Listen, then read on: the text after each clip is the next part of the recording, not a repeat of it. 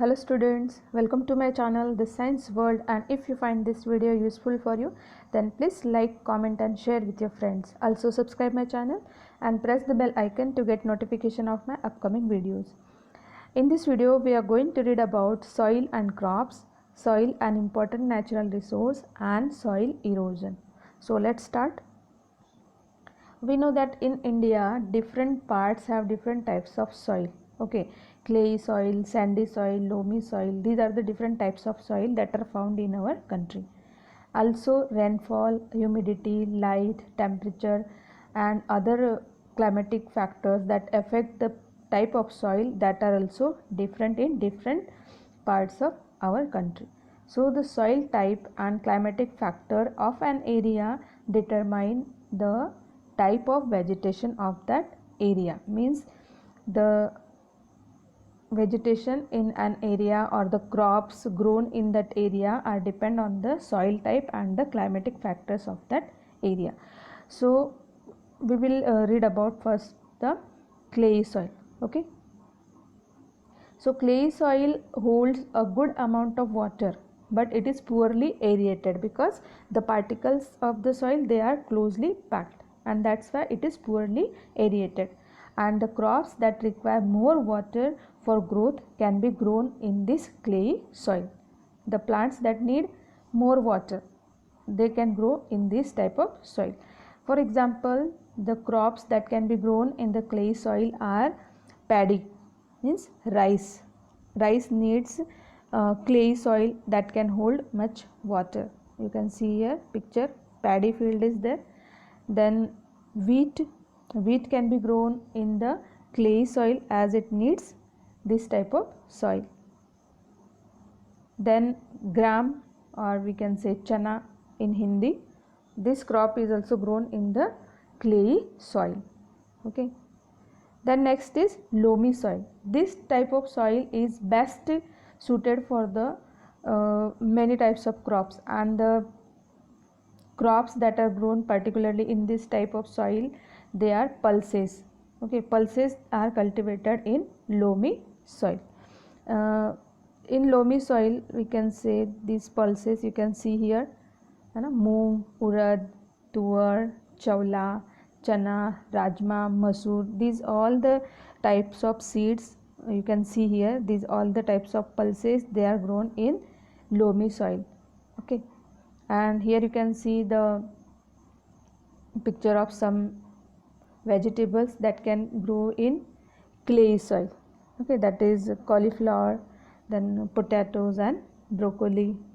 These are the vegetables that are grown in clay soil. Also these beans, peas, radish, they are also grown in the clay soil.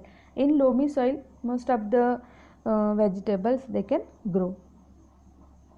Then sandy soil, it is not good for most of the crops because of its low water holding capacity. Means it cannot hold water as its particles are larger, and it is aerated soil, means there are gaps between the soil particles, and so water cannot retain in this soil.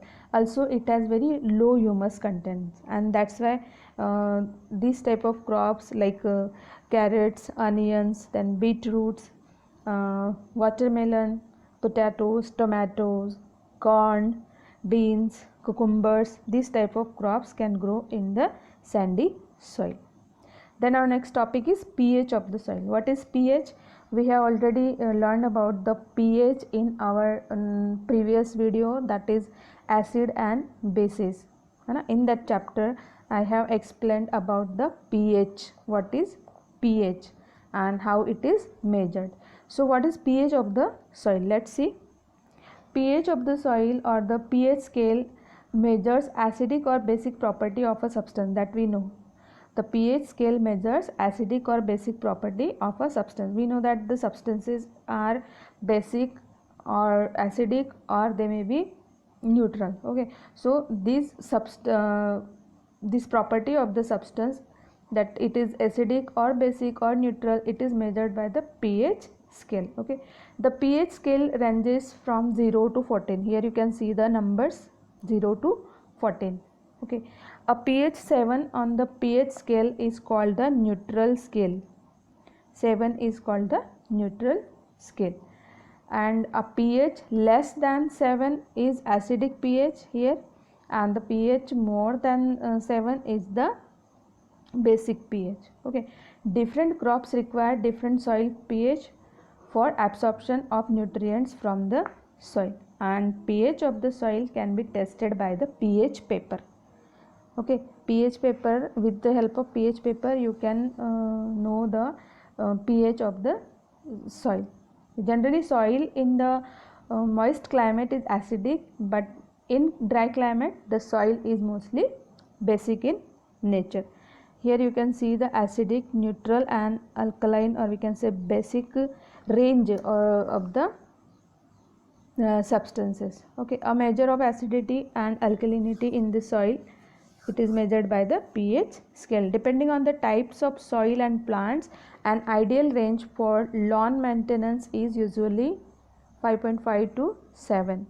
Okay, so the soil of an agricultural land becomes acidic with the excessive use of chemical and organic fertilizers, that we know. If you will use more acidic or chemicals or fertilizers, then it will change the contents of the soil. Okay, it may become acidic or it may become basic, and in such soil plants do not get nutrients when the soil is excessively acidic or basic. So soil should be treated before growing the crops. How it should be treated? When soil is extremely acidic, quick lime or slaked lime is added to it to neutralize the effect of acidity or the acidic substances present in the soil. Okay, and if the soil is basic, then it is treated with the acidic substances. And what acidic substances are used? Like an organic matter. Organic matter releases acids and neutralizes the effect of basic substances present in the soil. Okay, so if we treat the soil with the basic or acidic substances, then we can make that soil suitable for agriculture. So pH of the soil is very important when we are growing crops or any type of plants in the soil. So it is very important.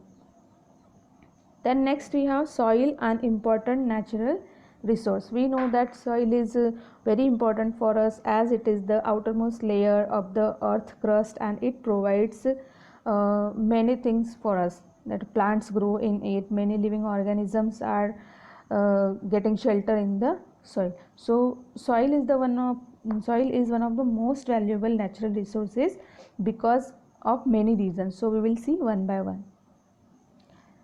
Soil provides water and nutrients to the plants. We know that plants grow in the soil, and soil gives support to the plant. It holds the roots, okay, and it helps the plants to stand erect. And soil also provides nutrients like nitrogen, potassium and phosphorus to the plants, and these are the very important nutrients needed by the plants, and these together they are called NPK: nitrogen, phosphorus and potassium. NPK. Other nutrients that are required by the plants are calcium, magnesium and sulfur, and they get from the soil. Soil also provides water to the plants, which is very essential for the photosynthesis. Then many minerals that are used in the industries, various industries, they are present in the soil. Like examples are of these minerals are calcite, this is the calcite, then bauxite and gypsum. These are some minerals, examples of minerals that are present in the soil. You may have seen such type of stones or rocks in the soil, but we don't know about that. So next time when you will see the soil, you can observe this type of minerals in the soil.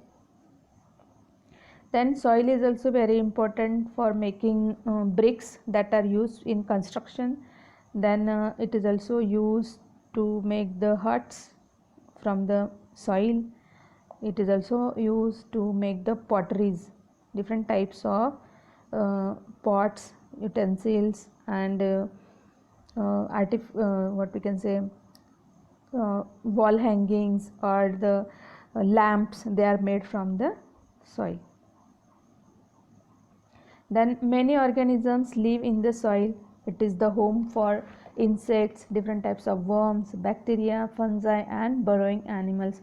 In our last video also we have seen that these all the animals, they live inside the soil. Many burrowing animals like rabbits, rats, then moles, they live inside the soil. And healthy topsoil is home to all the sorts of soil enriching creatures, including fungi, then bacteria, worms, spiders, mites, grub beetles, and many more insects.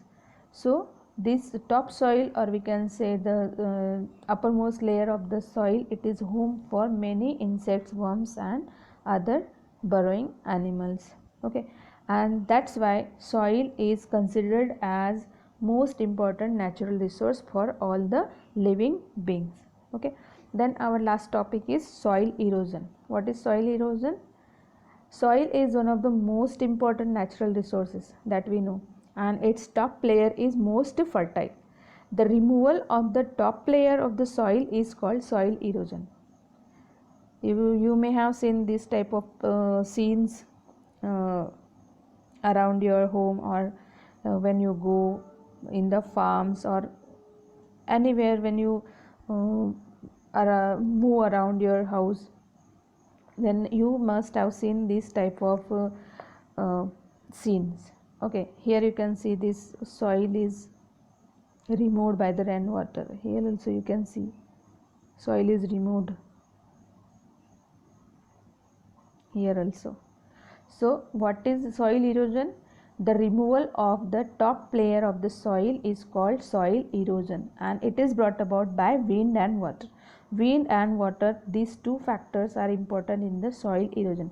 Where there is a land which is open or without plants, in that land the soil is carried away or blown away by the wind and water.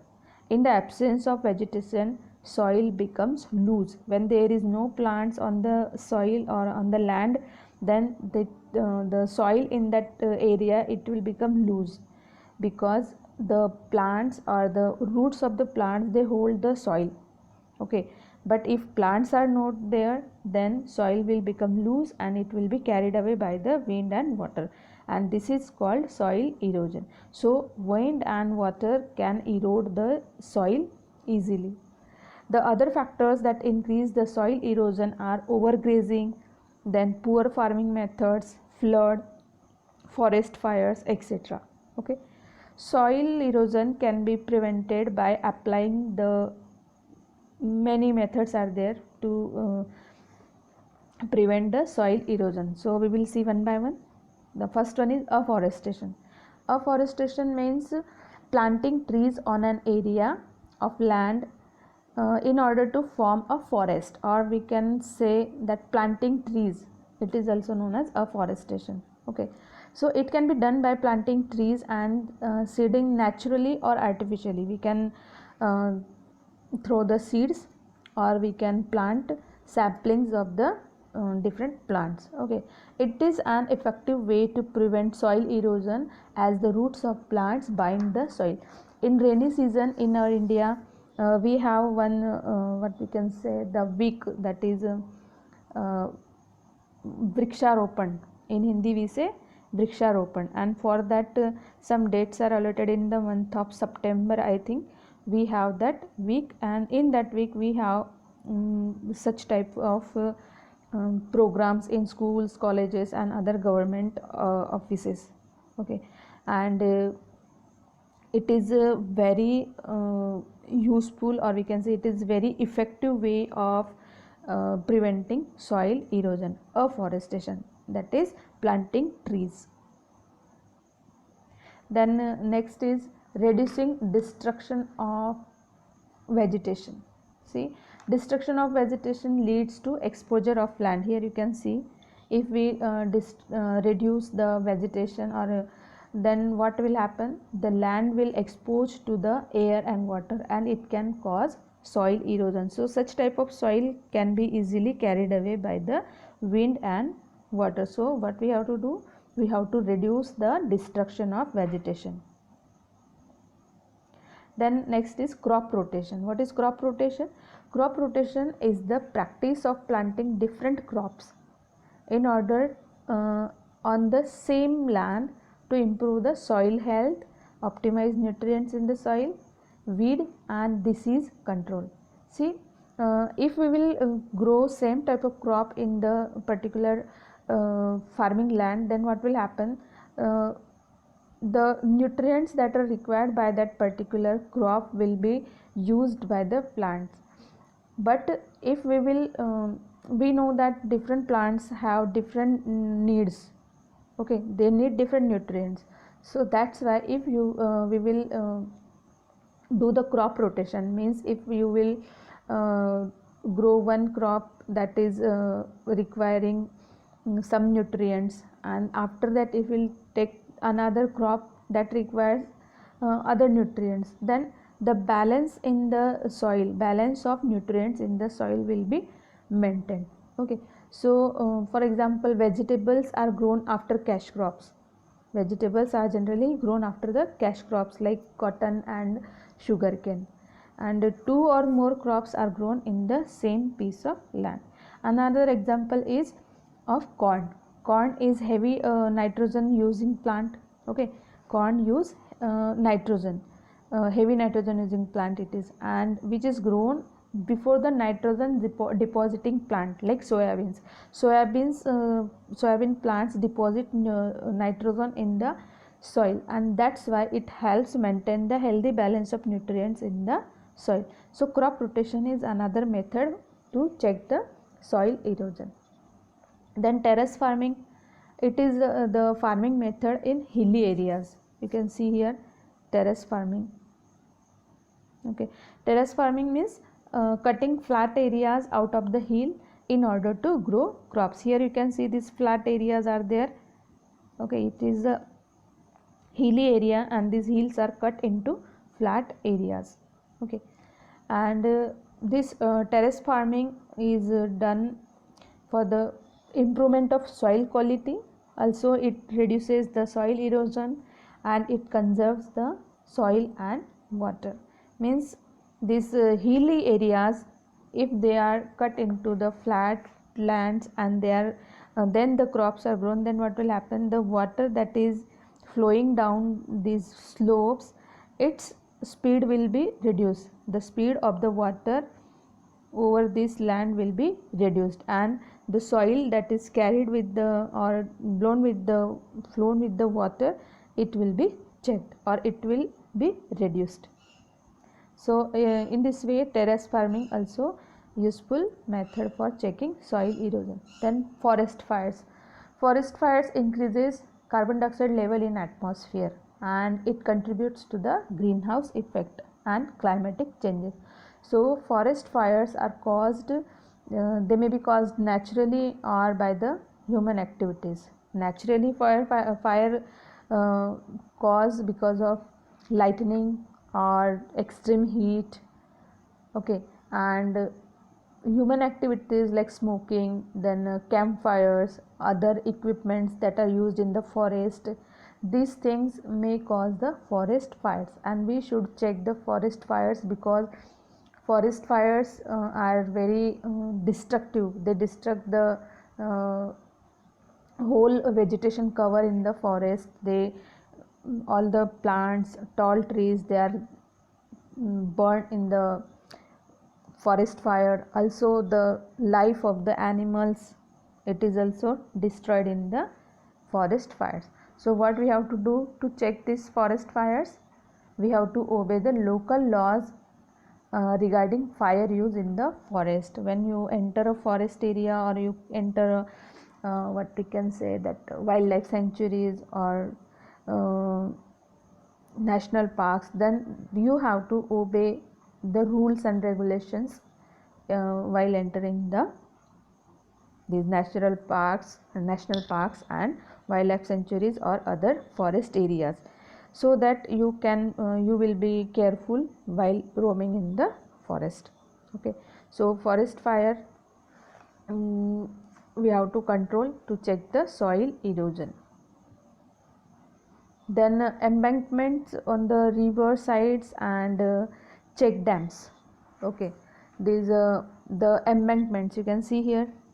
This is the embankment on the river. Okay, these embankments and these are the check dams on the rivers. These are check dams. The embankments of rocks and stones along the river banks and check dams, they prevent the soil erosion. This embankment, okay, this type of thing, so it prevents soil erosion. Here you can see these check dams, and due to these check dams, most of the soil that is here carried away by the river, it is stopped there, or it is not flown with the this water, and in this way we can check the soil erosion. Then overgrazing, by preventing overgrazing. Overgrazing by animals result in the removal of the vegetation. Okay, removal of the green cover of the land, that is vegetation. And bare soil, or the soil that is open without vegetation or without plants, such type of soil suffers erosion severely, and such type of soil it is blown with the air and water easily. So by preventing overgrazing, the green cover on the land is protected, and as a result soil is not eroded. So these all are the preventive measures that are applied, that should be applied to prevent this soil erosion, because soil is very important resource for us. Soil also gets polluted by uses of polythene bags, waste products and chemicals that are thrown from the homes and factories. So to prevent this, polythene should be not used and waste products be treated before throwing. So we have to do something to save our environment, and there are many government policies are there. Then government is also doing many things for and saving the environment and ultimately the soil. Okay, so here we will stop. We will meet again in our next video. Thank you for watching my video. Please like, comment, share and subscribe. Take care. Bye bye.